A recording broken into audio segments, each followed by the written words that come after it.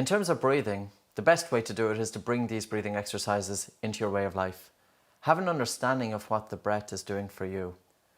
If, for example, you want to achieve a deeper sleep, spend about 15 minutes practicing light and slow reduced breathing through your nose to create air hunger before sleep. This will help you to downregulate, and this will help you to achieve a deeper sleep, and you will wake up feeling more refreshed.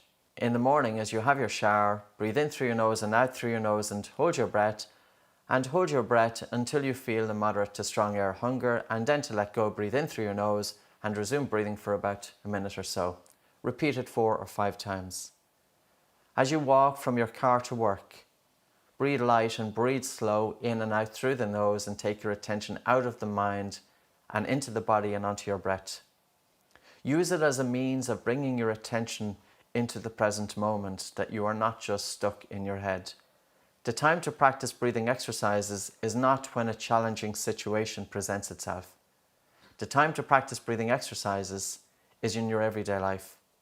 And as you practice these breathing exercises and bring them into your everyday life, when a challenging situation presents itself, you will be better able to cope with it, because you are able to tap into that reservoir of breathing. If you were giving a presentation and you want to focus body and mind, spend about 5 minutes slowing down your breathing. You could, for example, direct your eyes upwards, close your eyes and bring your attention out of the mind and onto the breath, and slow down your breathing. This will help you to downregulate. This will help to ease any nerves.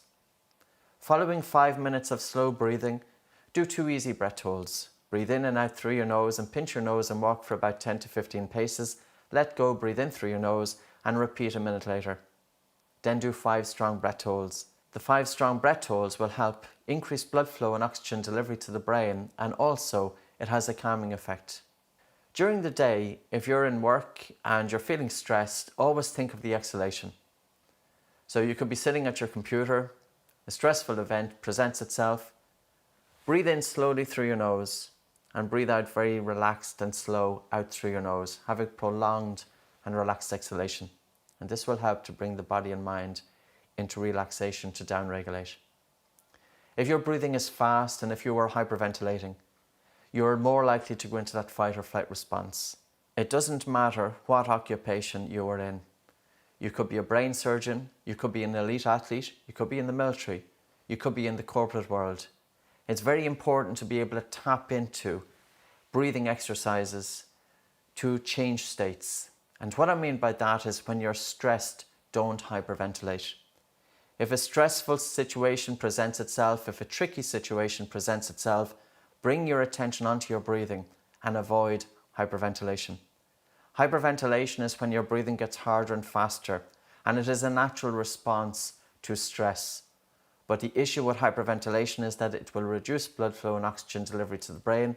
The heart rate will ramp up, your breathing is getting faster and harder, and you are not going to think straight. Always pay attention to your breathing. You can control your physiology through the breath. So when you feel angst, when you feel nervous, when you feel tense, and you want to downregulate, take a soft breath in through your nose and allow a relaxed and a slow and gentle exhalation. And even if you have to continue that for 90 seconds, do just that. It will be the best 90 seconds in terms of changing your states. Throughout your day at work, bring your attention from the mind and onto the breath, and check into the body and check into your breathing. Use this as a means of improving your focus and concentration and your productivity. You are more productive. You have increased concentration and attention span when you are able to hold your attention on the task at hand. If the mind is agitated and your breathing is fast and your breathing is irregular, you are not going to concentrate so readily.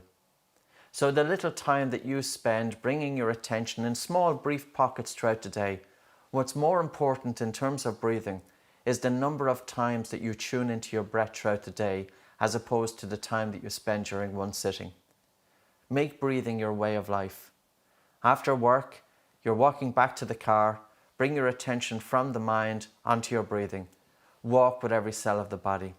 As you relax in the evening, make it a habit of taking your attention out of the mind and onto the breath, and gently slow down your breathing. Always remember that you carry the breath with you all the time. With this, you can control your physiology.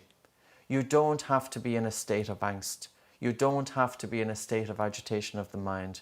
After lunch, if you're feeling a little bit tired, sit down and take attention out of the mind and onto your breathing. You could gently close your eyes and you're bringing your attention inwards and you're focusing on the slightly colder air coming into your nose and the slightly warmer air leaving the nose, and gently slow down the speed of the airflow to the point that you feel a tolerable air hunger.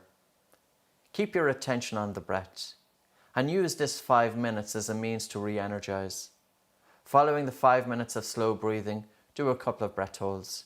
A couple of breath holds will help to increase blood flow to the brain and bring you back into the present moment. So for example, you spend 5 minutes breathing light and slow, and then what you could do is take a normal breath in through your nose and out through your nose and pinch your nose and hold, and just gently nod your head up and down until you feel a moderate to strong air hunger, then let go and breathe in through your nose, and repeat a minute later. Doing that exercise after your 5 minutes of slow breathing will help to bring more alertness, so then you can go back to your daily work. If you're making a presentation, make your presentation with every cell of the body. Don't go in to the presentation room just with all of your attention stuck in your head. Walk into the room with your attention dispersed throughout the body. Give the presentation with every cell of your body. You will be calmer, more composed, more confident, and more likely to give a better presentation. If you have a challenging situation at work and an employee is giving out or the boss is giving out, don't surrender your attention to the individual. As soon as the person is giving out to you, immediately bring your attention inwards. Occupy your attention throughout your body. Yes, you are seeing a mouth and it's moving and it's making noise, but don't surrender your attention to that individual. The best way to begin with this is to start with easy situations. Watch a television show that has aggression or fighting or tension. And as you watch the television show, don't surrender your attention to the show on TV. Bring your attention inwards. Can you watch the tension and aggression on television with your attention in the body? And make it a habit of sitting down and practicing occupying your attention in the body as you see tension and a stressful situation taking place on television.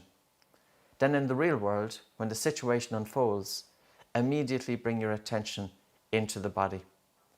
It takes awareness, but with practice you will find that you will be able to do it. Start off small and build up the ability that whenever the situation presents itself, you are not surrendering all of your attention to that person's bad mood. You're keeping your attention inwards. You are listening to what they have to say. You can respond, but without reacting.